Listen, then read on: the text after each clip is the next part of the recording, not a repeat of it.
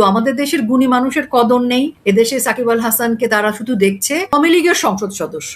আমরা চাইলেও 100টা কেন 10টা সাকিবকে আমাদের দেশে আর জন্মাবে না, কিন্তু জাহিদের মতো এরকম অগণিত ছাগলের 3 নাম্বার বাচ্চা আমরা কিন্তু ঘাটে মাঠে ঘাটে দেখতে পাবো। কিন্তু আমাদের দেশে হয়েছে উল্টো, আমাদের দেশের গুণী মানুষের কদর নেই। এদেশে সাকিব আল হাসানকে তারা শুধু দেখছে একজন সংসদ সদস্য হিসেবে, এবং সেটা আওয়ামী লীগের সংসদ সদস্য গর্ববোধ করে। কিন্তু আমাদের দেশে হয়েছে যারা তারা সৌরভ গাঙ্গুলিকে নিয়ে গর্ববোধ করে, এবং সমস্ত ক্রিকেটারদেরকে নিয়ে সব দেশের মানুষ নিজেদের দেশের একজন খেলোয়াড় সেই জন্য গর্ববোধ করে। কিন্তু আমাদের দেশে হয়েছে উল্টো, আমাদের দেশের গুণী মানুষের কদর নেই। এদেশে সাকিব আল হাসানকে তারা শুধু দেখছে একজন সংসদ সদস্য হিসেবে, এবং সেটা আওয়ামী লীগের সংসদ সদস্য। কিন্তু যদি আজকে বিএনপির হতো, যেমন আমিনুল যিনি ফুটবল প্লেয়ার, বিএনপিতে তিনি তাকে হারিয়ে দেওয়া হয়েছিল, রাজনীতির বলি করা হয়েছিল, যাকে পরবর্তীতে তাকে আবার টেকনোক্রেট ভাবে নিয়ে ক্ষতিপূরণ করা হয়েছে। তো তারা তো আসলে গুণীর কদর বুঝবে না। আমি মনে করি যে জাহিদ যে কথাটা বলেছে, যে শব্দটা উচ্চারণ করছে, সেটি আমি উচ্চারণও করতে চাই না। এখন জাহিদের যে চেয়ারটি, তাকে হয়তো সেই চেয়ার দেয়াই হয়েছে ধরনের অর্বাচীন এই ধরনের অশালীন বক্তব্য দেওয়ার জন্যে।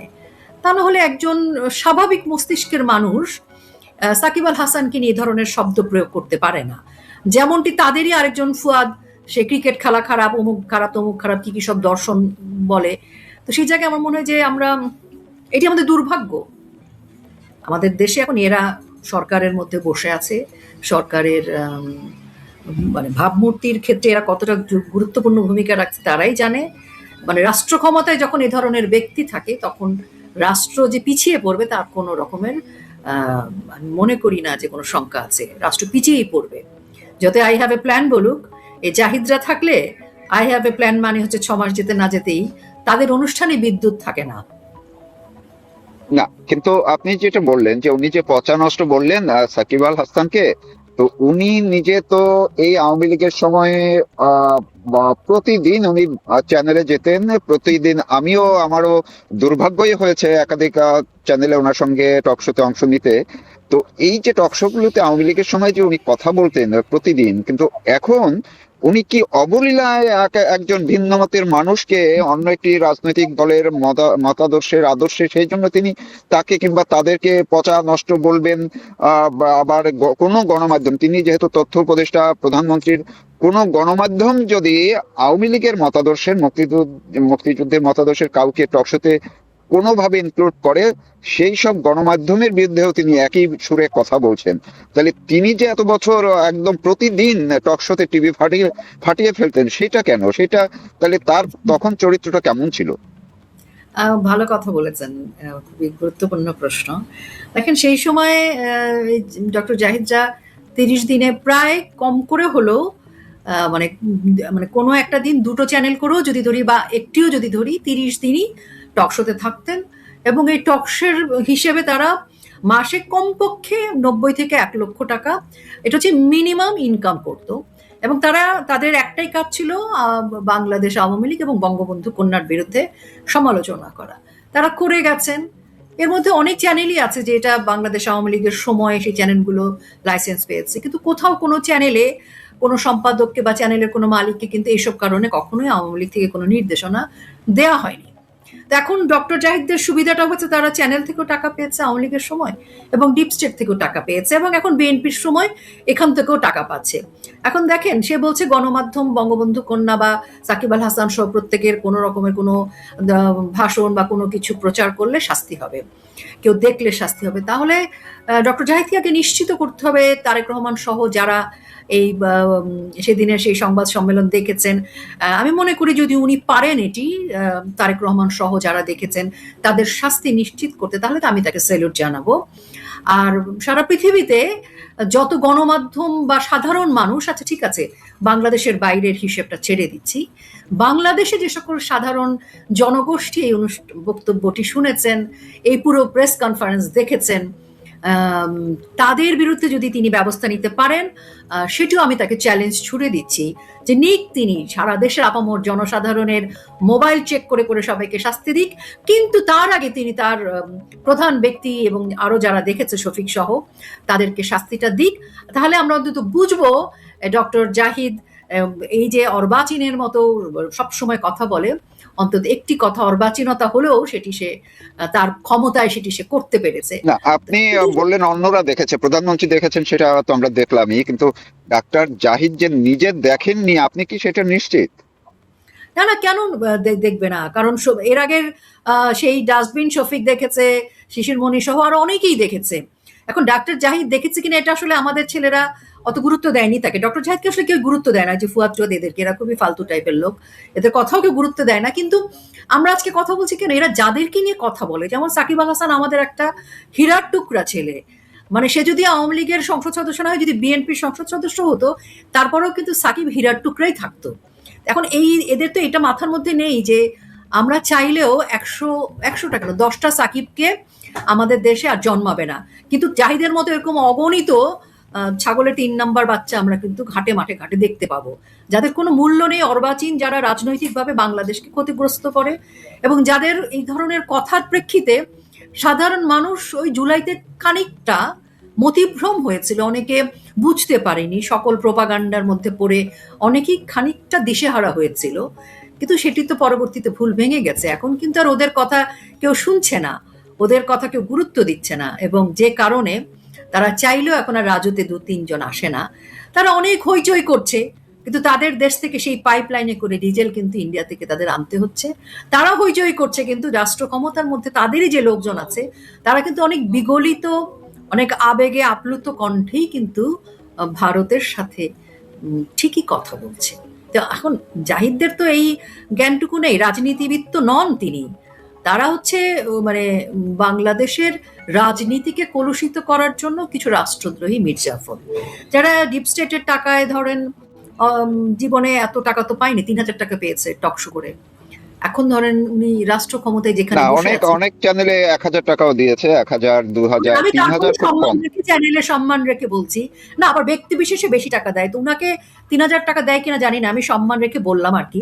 তো এখন তারা, যার যে যোগ্যতা নেই তাকে যদি সেখানে বসানো হয়, তাহলে তো এরকমই ঘটবে। মানে একটা যোগ্যতার তো ব্যাপার আছে। তারা নাকি তখন আন্দোলনের, মানে তথাকথিত সেই জুলাইতে তারা বলেছিল মানুষের ন্যায্যতা দরকার, বৈষম্যহীন সমাজ দরকার, প্রত্যেকের মেধার মূল্যায়ন হবে। তো মেধার মূল্যায়ন হলে এই জাহিদ কোন মূল্যায়নে ওখানে গেছে? বা এদের যদি হিসেব করা আমরা শুরু করি, তাহলে এরা প্রত্যেকেই তো হিপোক্রেট। হিপোক্রেট না? শফিক সাহেব এত হিপোক্রেট ছিলেন, পুরো সাকিবময় একটা নির্বাচনের কেন্দ্রের মধ্যে বসে ছবি তুলেছে। আমাদের আওয়ামী লীগের অনেক নেতার সাথে তার ছবি আছে, এবং এই জাহিদদেরও অনেক ছবি আমাদের অনেক নেতার সাথে আছে। তো তখন কি কারণে সেখানে গিয়েছিল? তখন কি কারণে আওয়ামী লীগের নেতাদের সাথে ছবি তুলেছিল? তো সেই প্রশ্নের জবাব তো এখন দিতে পারবে না, কারণ এখন তারা টাকা পেয়েছে রাষ্ট্রের বিরুদ্ধে, সেখানে কাজ করছে। জামাতের তারাও কিন্তু লুঙ্গি পার্টি, এরাও কিন্তু গুপ্ত হিসেবে আওয়ামী লীগের আশেপাশে ছিল, কথা বলেছে সমাজে। সামাজিক জায়গায় দেশের মানুষ যদি জানতো এরা আসলে এই চক্রান্ত করছে, তাহলে আপনার কি মনে হয় এরা কোথাও জায়গা পেত? আমার তো মনে হয় না সামনে যে দিন আসছে এদের খুব একটা রাজপথে চলতে পারবে। আজকে আমাদেরকে মব দিয়ে তারা কোপাচ্ছে, মব দিয়ে পিটাচ্ছে, মব দিয়ে মেরে শহীদ মিনারে ঝুলিয়ে রাখছে, কিন্তু এটা তো তারা করছে। কিন্তু তাদেরকে আমাদের জনগণ কিভাবে আপ্যায়ন করবে, এটিও তাদের ভাবার সময় এসে গেছে। জি, আপনি মাঝখানে যে বিষয়টি বললেন, আসলেই গতকালকে পরশুদিন যেটি, যে একজন ছাত্রলীগের একজন কর্মীকে, বলা যায় কিশোরকে, যেভাবে শহীদ মিনারে ইস্যু ঝুলিয়ে রাখলো, সেইগুলো নিয়ে তো এরা কেন কথা বলছে না? সেটা কি তারা একদমই মানে এই বিষয়টা কিভাবে তারা চাপা দিচ্ছে কি করে? এটা আপনার ছোট করে যদি একটু বলেন। এটা তারা চাপা দিচ্ছে কারণ তারা এগুলো করছে। দেখেন, সব ছেড়ে দেই, এই যে মাদ্রাসায় ছোট ছোট শিশুদের বলাৎকার করা হচ্ছে, এখানে তো আওয়ামী লীগ বিএনপি নেই, এটা নিয়েও তো তারা কথা বলতে পারতো, বলছে না। ছোট্ট ছোট্ট আমাদের কন্যা শিশুরা ধর্ষিত হচ্ছে, সেখানেও তো আওয়ামী লীগ বিএনপি নেই, সেটা নিয়েও তো কথা বলতে পারতো, কিন্তু বলবে না। কারণ তাদের যে মতাদর্শ, যে জামাত, তারা যে মানে মৌলবাদ, তারা যে জঙ্গি সন্ত্রাসীর মধ্যে আছে, তো তাদের বিরুদ্ধে কথা বলবে না, তারা জনগণের পক্ষে কোনো কথা বলবে না। তারা জনগণের বিরুদ্ধে দাঁড়ানোর জন্যই এই মেটিকুলাস চক্রান্তের অংশীদার।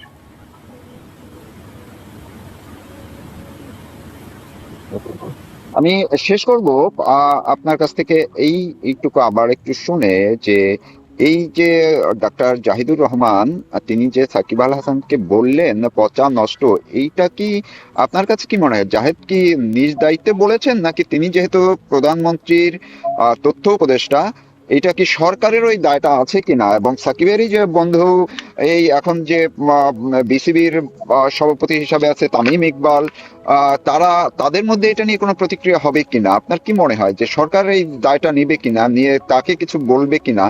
এটা নিয়ে আপনি কিছু বলবেন কিনা? আসলে পুরো তারা যারা আছে এখন, সাকিবের যে কলিগ, একসময়ের কলিগ যে এখন আছে বিসিবিতে, তিনি বা সরকার, তারা কেউ দায় নিবে না, কারণ তারা সকলেই নষ্ট পচা। আপনি দেখেন সাকিবের যে জনপ্রিয়তা, তার ধারে কাছে এরা কেউ আছে?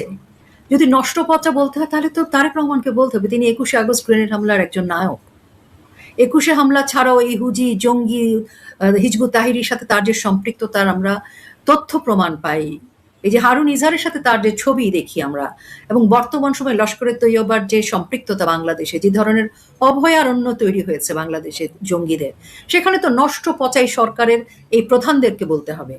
তো জাহিদ আসলে এই রাষ্ট্রের এই মানুষগুলোর প্রতিনিধিত্ব করছে, এবং জাহিদ যে কথাটা বলেছে সেটি অবশ্যই আমি মনে করি এটি তারেক রহমানের ঘাড়েও বর্তায়, এটি তামিমের ঘাড়েও বর্তায়, এবং এটি পুরো রাষ্ট্র ব্যবস্থার উপরে বর্তায়। কারণ তামিমকে যদি আওয়ামী লীগের একজন সংসদ সদস্য হিসেবে দেখতে চায়, তাহলে তাদেরকে এভাবেই দেখতে হবে, বিশ্বমানের একজন ক্রিকেট খেলোয়াড়, বাংলাদেশ আওয়ামী লীগের তথা বাংলাদেশের একজন সংসদ সদস্য।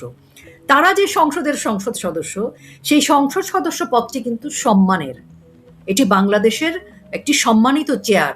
এই চেয়ারের অন্য একজনকে যখন কেউ অপমান করে, সেটি কিন্তু তারেক রহমান এমপি হিসেবেও তার গায়েও পড়ে। ভাবার কোনো কারণ নেই, আত্মতৃপ্তির কোনো কারণ নেই। যখন একজন সংসদ সদস্যকে অপমান করা হয়, সেটি বর্তমানে যারা আছেন মনে করছেন তাদের গায়েও পড়বে না, তাদেরও উপর বর্তাচ্ছে।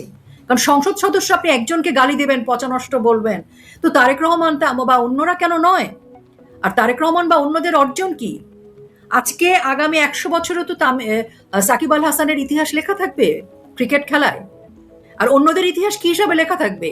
জঙ্গি সম্পৃক্ততায়, রাষ্ট্রদ্রোহিতায়, রাষ্ট্রের বিরুদ্ধে ষড়যন্ত্রকারী হিসেবে থাকবে। কাজে আমি মনে করি এখনো উচিত, এখনো সময় আছে এই ধরনের বাজে কথা, এগুলো এক ধরনের প্রশাসনিক মব, এটিকে আমি বলবো প্রশাসনিক মব। তারেক রহমানের উচিত এই ধরনের প্রশাসনিক মব বন্ধে সক্রিয় হওয়া। না, আপনি যেহেতু তামিমের কথা বললেন, আমিও বললাম একটু আগে, আমাদের তো এখনো চোখে ভাসে যে এই তামিম ইকবাল স্ত্রী প্রধানমন্ত্রী শেখ হাসিনার সঙ্গে গিয়ে দেখা করেছেন, একবার নয় একাধিকবার, কয়েকবার। তাহলে সেইটা কি তার তাইলে কোনো দোষ দেখছে কিনা বর্তমান সরকার বা এই ডাক্তার জাহিদরা? মানে জাহিদদের কাছে হয়তো তামিম ফ্যাসিস্টের দোষর না আর কি। জাহিদরা যেহেতু ষড়যন্ত্রকারী, তারা হয়তো মনে করছেন যে তাদের একজন সফল ষড়যন্ত্রকারী হিসেবে তামিমকে দেখছে, পুরস্কৃত করেছে। কারণ চোরে চোরে মাসতো তো ভাই, তো এই ষড়যন্ত্রকারীরা কিন্তু সবাই একটা রসুনের কোয়ার মতো, কাজে তারা কিন্তু ভালো বন্ধুত্বপূর্ণ আছে, তারা তাদেরকে প্রমোট করছে। যারা রাষ্ট্রের পক্ষের, সাকিব তো রাষ্ট্রের পক্ষে দাঁড়িয়েছে, সাকিব রাষ্ট্রের পক্ষে, জনগণের পক্ষে দাঁড়িয়েছে, সে কারণে আজকে সাকিবকে নষ্ট পচা বলছে ডক্টর না, জাহিদ। আমি শেষ করতাম, কিন্তু একটু 1-2 মিনিট আর একটু বাড়াচ্ছি। সেটা হচ্ছে যে এই যে যারা দেশের যারা শিল্পী, সাহিত্যিক কিংবা গুণী খেলোয়াড়, তাদেরকে যে সরকারের সঙ্গে সম্পৃক্ত করা, দেশের স্বার্থে, মানুষের স্বার্থে, ইয়াং জেনারেশনকে মোটিভেশন দেওয়ার জন্য, এটা তো বিশ্বের বিভিন্ন দেশেই আছে। তো একজন সাকিব আল হাসান একটি দলের হয়ে এমপি হয়েছেন, এটা তার অপরাধ হবে কেন? যদি তাই হয়, এখন কিংবা আরো ফেরদৌস বা অন্য যারা, কিংবা আপনিও যারা যারা দলের জন্য কাজ করছেন, একটা আদর্শের জন্য কাজ করছেন, তাদেরকে কেন এই হিংসাত্মক পরিণতির শিকার হতে হয়? কিন্তু তাইলে এখন এই যে ডাক্তার জাহিদদের সঙ্গে যারা বা এখন যারা সরকারের বিভিন্ন পদে গেছে, যারা শিল্পী, গান গায় তারা গেছেন, যারা নাটক করেন তারা গেছেন, যারা টক শো করতেন, এই যে কাজী জেসিনের মতো একজন মানুষ বিটিভির চেয়ারম্যান হলেন, এই ডিজে হলেন না চেয়ারম্যান হলেন, এই শ্রেণীর, তাহলে এইগুলোও তো তাহলে অপরাধ হওয়ার কথা নাকি? আপনার বিশ্লেষণ কি? কারণ আপনি নিজেও ভুক্তভোগী। এইটুক শুনে আমরা শেষ করবো। দেখেন, এটা হচ্ছে গিয়ে ওই যে রাজনৈতিক হীনমন্যতা বা দেউলিয়ত্ব প্রমাণ করে। কারণ আওয়ামী লীগ আমলে তো সকলেই একসাথে মিলেমিশে সকল শিল্পী, কলা কুশলী, সাংবাদিক, কবি, সাহিত্যিক কাজ করেছে, কোনো সমস্যা হয়নি। কিন্তু এখন কেন? কারণ হচ্ছে যে এখন শুধুমাত্র যে আসলে একজন শিল্পী সেই পরিচয়টা তাদের কাছে বড় বিষয় নয়। ওই শিল্পী রাষ্ট্রের পক্ষে দাঁড়িয়েছে, এটা তাদের কাছে আসলে কাল হয়ে দাঁড়িয়েছে, কারণ তারা রাষ্ট্রের বিরুদ্ধে, আমরা রাষ্ট্রের পক্ষে। দেখেন, আমাকেও যতগুলো মামলা দেওয়া হচ্ছে, বাংলাদেশে যদি চলচ্চিত্রের ইতিহাস লিখতে হয়, আমি প্রথম শিল্পী যে আমার ছবি কানে প্রতিনিধিত্ব করেছে। আমার 5টা ছবি অস্কারে গেছে, আমি আন্তর্জাতিকভাবে পুরস্কার পাওয়া একজন শিল্পী। যেহেতু আমি আওয়ামী লীগের একজন রাজনৈতিক কর্মী, আমি যেহেতু বাংলাদেশের পক্ষে দাঁড়িয়েছি, মুক্তিযুদ্ধের পক্ষে দাঁড়িয়েছি, আমিও খুনি হয়ে গেছি, আমিও ফ্যাসিস্টের দোসর হয়ে গেছি। এই যে ট্যাগগুলো তারা করেছে, এই ট্যাগ তো এর আগেও আমরা 15 বছর ছিলাম তাদেরকে করিনি। এই শিক্ষা তো আমরা পাইনি, এই শিক্ষা তো আমরা প্রয়োগ করিনি তাদের উপর। আমাদের সঙ্গে অনেক বিএনপি শিল্পীরা একই সাথে অনুষ্ঠান করেছে, আমার নাটকে অভিনয় করেছে, আমার চলচ্চিত্রে অভিনয় করেছে, তখন তাদের খারাপ লাগেনি। কিন্তু এখন লাগছে কেন? এখন হচ্ছে এখন তো ভাগ দুটো, একটি রাষ্ট্রের পক্ষে, স্বাধীনতার পক্ষে, আর একটি রাষ্ট্রের বিরুদ্ধে, স্বাধীনতার বিরুদ্ধে। এখন তারা যেখানে দাঁড়িয়েছে সেখান থেকে তারা আমাদেরকে যতভাবে সম্ভব নিশ্চিহ্ন করবে। এটি ওই যে ইউনুস যে প্রেসক্রিপশনটা দিয়ে গেছে, নিশ্চিহ্ন করে দিতে হবে, সেই নিশ্চিহ্ন করবার প্রেসক্রিপশনটা তারা এখন এক্সিকিউট করছে। কারণ এরা সবাই এক, ইউনুস বলেন, জঙ্গি বলেন, সন্ত্রাসী বলেন, এনসিপি বলেন, আর বিএনপি বলেন, তারা আসলে এক অভিন্ন। সে কারণে আমরা আজকে এই জায়গাটায়, আমাদের পেছনে তারা আমাদের ষড়যন্ত্র করছে, আমাদেরকে হামলা মামলা যে কোনোভাবে আমাদের নিশ্চিহ্ন করতে হবে তাদেরকে। কিন্তু ইতিহাস বলে তো একটা কথা আছে, ইতিহাসে মির্জাফরের সম্পর্কে মানুষ কি বলে? মির্জাফরকে থুতু দেয়। আর সিরাজউদ্দৌলা সেই সময় পরাজিত হলেও এখনো সিরাজউদ্দৌলা তার জায়গায়, সে এখনো সেই বীরের জায়গায় দাঁড়িয়ে আছে, হিরোর জায়গায় দাঁড়িয়ে আছে। জি, অনেক ধন্যবাদ আপনাকে। দর্শক এতক্ষণ যারা আমাদের সঙ্গে ছিলেন, কথা শুনছিলেন যে এই যে ডক্টর জাহিদুর রহমান, যিনি প্রধানমন্ত্রী তারেক রহমানের তথ্য উপদেষ্টা, তিনি যে বিশ্বখ্যাত, বিশ্বের সেরা ক্রিকেটার, অলরাউন্ডার সাকিব আল হাসানকে যেভাবে, যেই ভাষায় পচা নষ্ট বলে সম্বোধন করলেন, এটা কতটা তার নিজের নীতি নৈতিকতার উপরে বর্তায় এবং কেন তিনি এগুলো করেন, কিংবা শুধু একা জাহিদুর রহমান না, তারা সবাই, মানে এই সরকারে যারা আছেন এবং এই সরকারের সমর্থক, তারা মিলে এই চর্চাটা কেন করছেন, সেই কিছুটা জবাব পেলেন এতক্ষণ। রোকেয়া প্রাচী বললেন কথাগুলো।